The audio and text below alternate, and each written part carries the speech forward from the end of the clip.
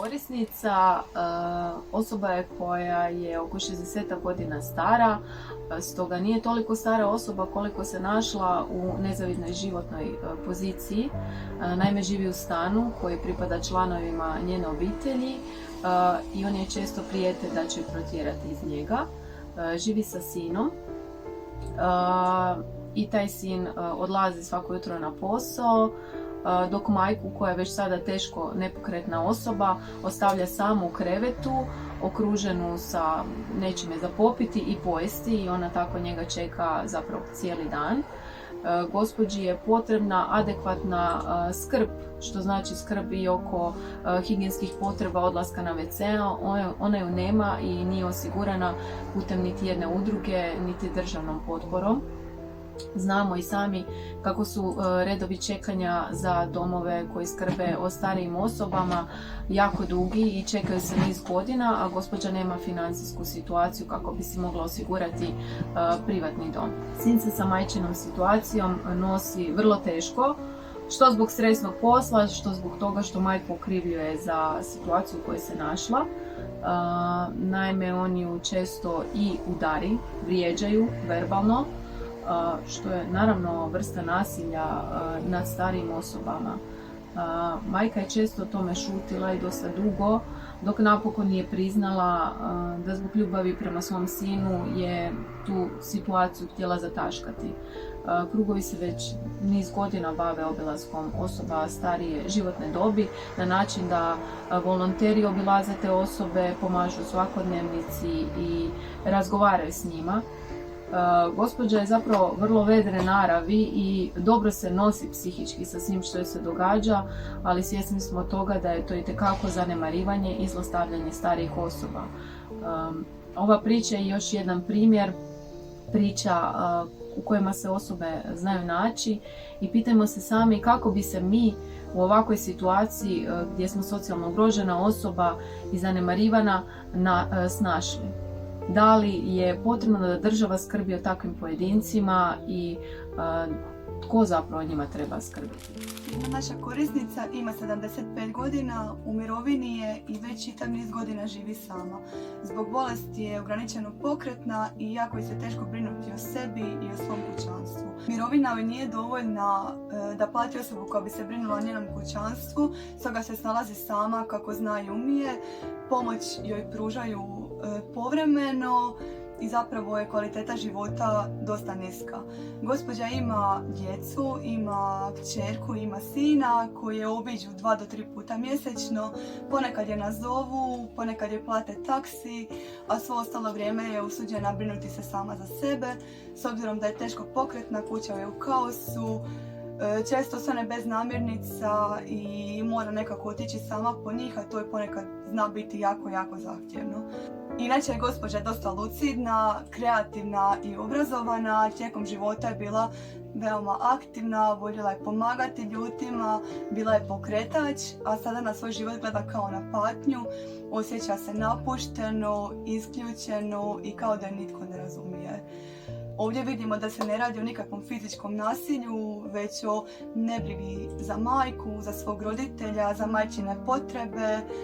Ponekad mislim da je djeci sve to naporno i teško i da se jedva čekao riješiti tog roditelja koji im je došao na teret kako bi dobili nasljedstvo, kako bi taj dio života završio. Siromaštvo starijih je veliki problem jer si onda ne mogu ni platiti neke najosnovnije stvari u životu, niti si mogu platiti usluge koje bi im bile potrebne. Tako imamo jednu korisnicu koja ima preko 80 godina, već je dugi niz godina u potrebi za pomoći.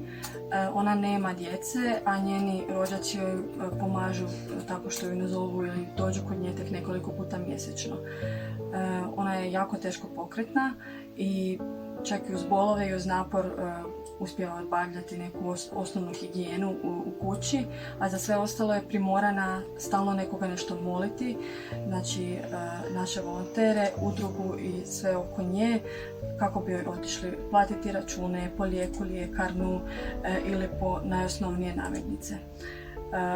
Neko bi možda pomislio gdje je tu sada nasilje, ali jedna nebriga i općenito ostavljanje starih osoba u usamljenosti i u situaciji bespomoći je jedan oblik nasilja. Dakle, zanemariti osobu da ne može sama obavljati svoje osnovne životne potrebe je također jedan oblik nasilja. Ova gospođa specifično se boji otići u dom, čula je svakakve priče i naravno njihovo pravo je što duže ostati u njihovom vlastitom domu, te im je u tom smislu potrebna neka podrška u njihovom domu da ostanu u kući. Neke od osnovnih stvari kojima možemo pomoći je pomoći, recimo, očistiti hladnjak, otići u dućan, na kraju krajeva samo porazgovarati s njima, pitati što im treba kako bi se njihova razina usamljenosti smanjila. Usamljenost je jako teška i čeka nas sve ako ne reagiramo sada, da sada nešto mijenjamo vezano za situacije starijih osoba. Osjećaj isključenosti i usamljenosti polako ubija na tisuće starijih osoba. Današnja omladina, naša djeca čekaju što prije, smatram, jer vidim u susjedstvu sud okolo, jedva čekaju da te može ispremiti u domu. To je logično, današnje vrijeme. To se smatra pod normalnim. Nema više što je nekad bilo. Nema. Ja sam jučer doživjela i To je to, ljudi rade. Da. Ja sam jučer ujutro Oni se ne izašla iz možeju svoje žrtvovati kuće više. van A to je to. i susjeda plače. I ona kaže, kam ti ideš? Ja kažem, idem na vježbu. Tamo sam išla u baraku. Samo je bilo 8:30 još je bilo rano. I ona veli, jel ideš u dućan? Rekla sam, ne idem, ali kad idem na vježbu, idem. A ja ju pitam, jel ti nešto treba? Treba mi, vidiš, to i to sve ona nabroji, muž se ne mre dići, ne mre nikuda, djeca su na školi, kćer na poslu, ja velim ti donesiš to vrećicu i novce, ja idem po biciklu i ja ću otići. I tako se dogodilo.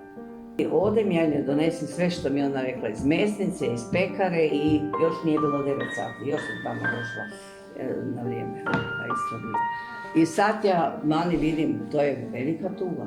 I sad druga susjeda kaže, pa čujte, pa nije najbolje onda da je čovjek u domu. Ovi u školi, ovi na poslu, ona ne može hodati, teško joj je. Veli, a šta slučajno nisi ti išla? Ona to ne bi mogla imati.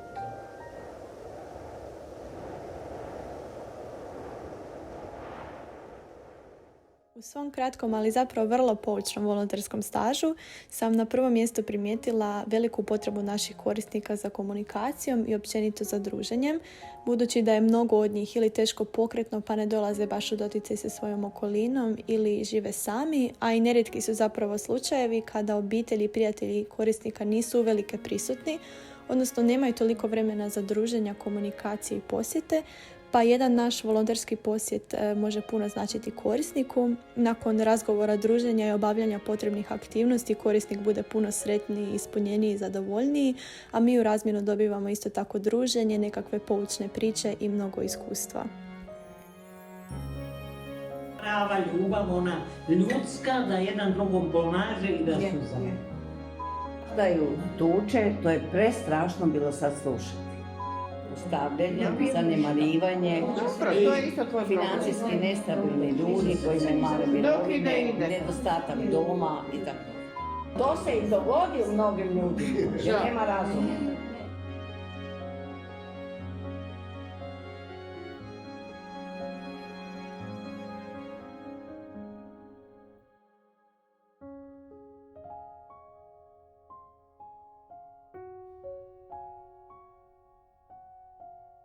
Thank you.